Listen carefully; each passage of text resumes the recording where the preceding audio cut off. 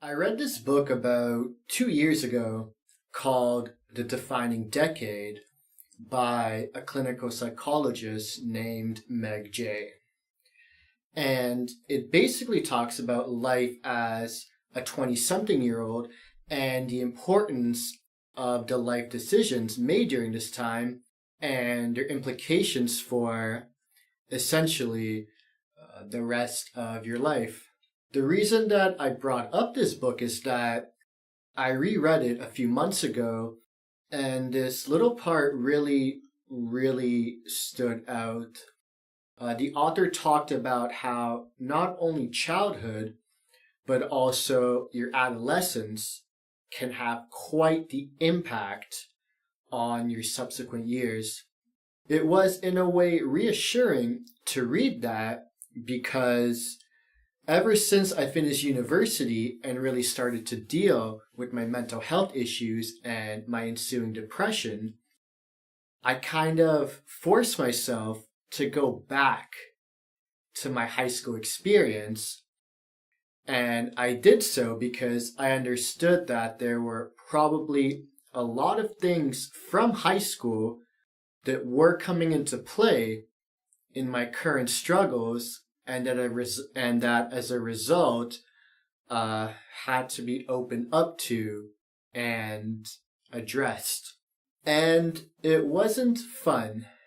It was not fun going back to those high school days because for me, high school overall sucked. I did not have the best high school experience. Don't get me wrong, I did have some friends and I did have some good times, but I mostly got those outside of my high school, from my camp friends or from one of my best friends from my high school who introduced me to his friends from elementary school who went to different high schools than the one that I went to.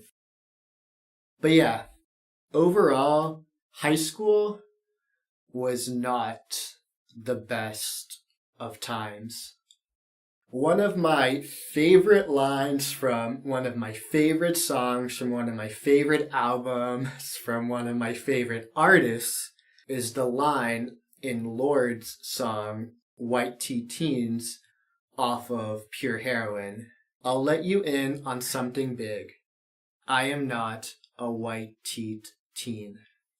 The way I personally interpreted that line was, and the way that it spoke to me, was admitting to myself that I was not a cool kid in high school, and also admitting that the cool kids didn't like me. I wasn't one of the cool kids. And not because I did anything to them or anything specific to make them not likely. It just became the thing that as the cool kids, we don't really like, and this is probably even worse actually, not only do we not really like, but we don't really pay attention to Brian Mihov. Now, of course, rationally, one should be saying to themselves that high school was a long time ago and it doesn't define you, and what's cool and popular anyways, and isn't it cooler to be uncool and all those things. But at the same time, I am currently 26 years old, and only in the past year and a half, 2 years, have I been able to actually talk to people about my high school experience and to talk to myself even about my high school experience.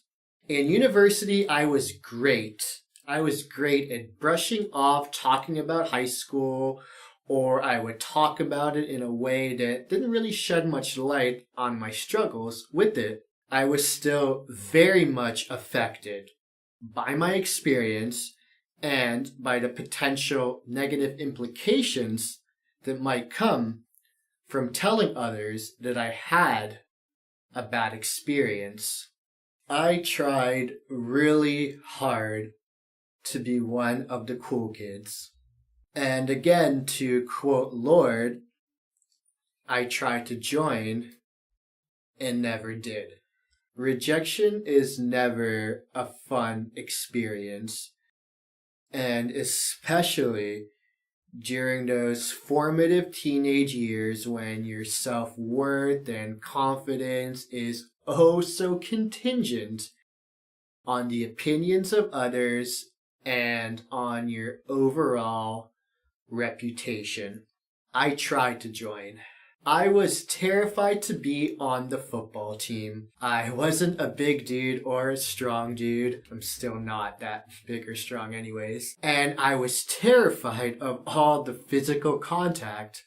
Don't get me wrong, I love the sport, and I've been since 2004 the only die-hard Carolina Panthers fan that I've ever met up here in Montreal and Toronto. But I was terrified to play the actual sport. But I did, because football was a big deal at my high school, and some of the most popular guys were the football players, and I wanted to fit in. I wanted to be popular. I wanted to be noticed. I didn't fit in on the team, and I didn't get noticed, and I quit in grade 9, and then stuck out a season in grade 10, and then quit again in grade 11. I was on the basketball team. I love basketball. I was on the basketball team, and some of the guys on the team always found a way in a subtle manner to let me know that they didn't want me around. And in grade 11, I couldn't do it anymore. And I forgot what reason I told the coach for quitting, but yeah, I made up an excuse and I quit because it just wasn't a fun, positive experience.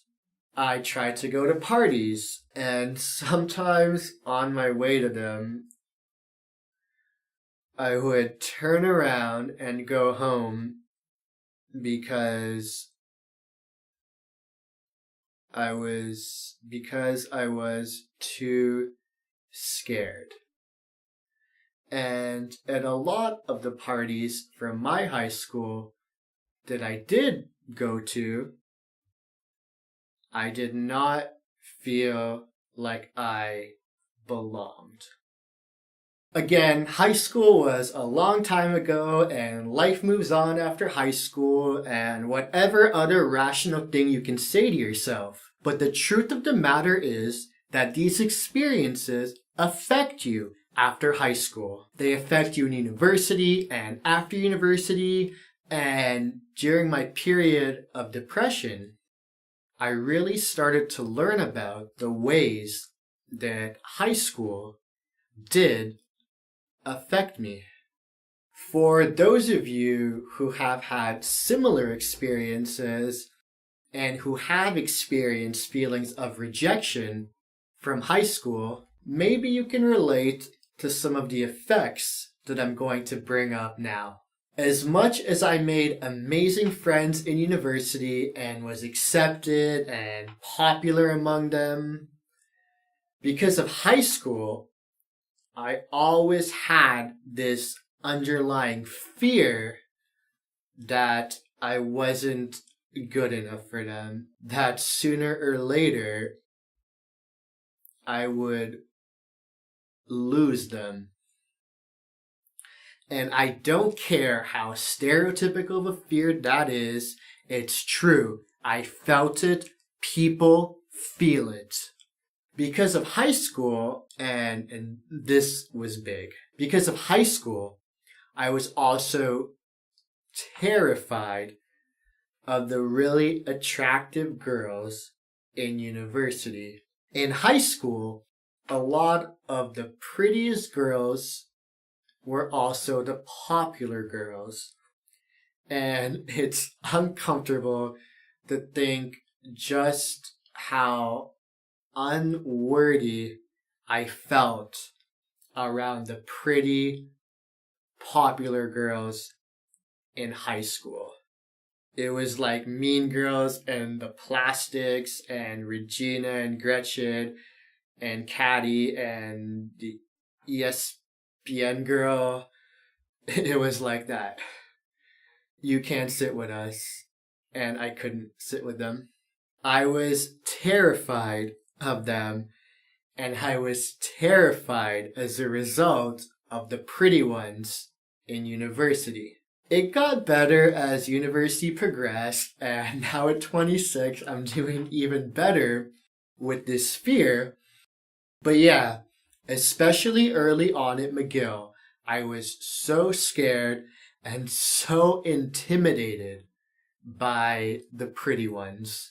If you didn't have the best of high school experiences, and trust me, it's not uncommon. If you talk to people about their time in high school, you'll see that a lot of people did not have the best experiences. If you didn't have the best of high school experiences, as always, it's not easy, but it's so worth it to revisit that period. To try and revisit it without too much hindsight bias, and to try and learn from it. Like me, you could end up learning how a lot of your fears and behaviors and desires and motivations ultimately stem from those years. The effects of high school have the ability to weave themselves deep into you, deep into your sense of self, and they stick around, and trust me, they can really mess with you and with your mental health even way after those high school years are done.